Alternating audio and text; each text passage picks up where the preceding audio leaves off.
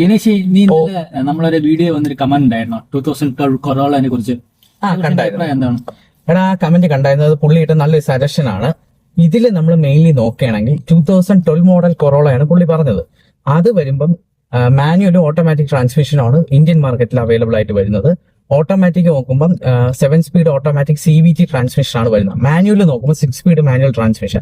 പെട്രോളിലും ഡീസലിലും വരുന്നുണ്ട്. പെട്രോൾ വരുമ്പോൾ 1.8 ലിറ്ററും ഡീസൽ വരുമ്പോൾ 1.4 ലിറ്ററും ആണ് വരുന്നത്. അത്യാവശ്യം നല്ല റിലയബിളും ആയിട്ട് അത്യാവശ്യം നമുക്ക് മെയിൻറ്റെയിൻസ് ആയാലും വലിയ സീനൊന്നുമില്ല, അഫോർഡബിൾ ആയിട്ട് കൊണ്ടുനടക്കാൻ പറ്റിയ ഒരു വണ്ടിയാണ്. അത് മാത്രമല്ല, കൊറോള എന്ന് വെച്ചാൽ ലോകത്ത് തന്നെ ഏറ്റവും ടോപ്പ് സെല്ലിംഗ് മോഡൽസിൽ ഒന്നാണ്. ലോകത്തിൽ കഴിഞ്ഞ വർഷം തന്നെ ഏറ്റവും കൂടുതൽ 3ാമത് സെല് ചെയ്തത് കൊറോള മോഡലാണ്. ഇത്രയും വർഷം പഴക്കമുള്ള ഒരു മോഡലിന് ഇത്രയും സെയിൽസ് വരുന്നതെന്ന് വെച്ച് കഴിഞ്ഞാൽ ഭയങ്കര റയറാണ്.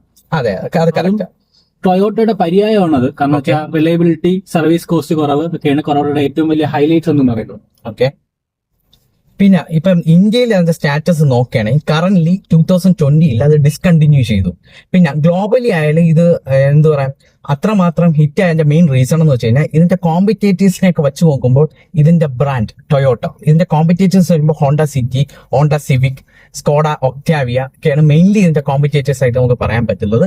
പക്ഷെ അവരെയൊക്കെ വെച്ച് നോക്കുമ്പോൾ ഇതിന്റെ സർവീസ് ഭയങ്കര കോമ്പറ്റേറ്റീവ്സിനെ വെച്ച് നോക്കുമ്പോൾ റിലയബിൾ ആണ്. നമുക്ക് ഈസി ആയിട്ട് കൊണ്ടുകിടക്കാം, വലിയ മെയിൻറ്റെയിൻസ് കാണത്തില്ല. ടൊയോട്ടയാണ്, നല്ല സ്റ്റെബിലിറ്റി ഉണ്ട്.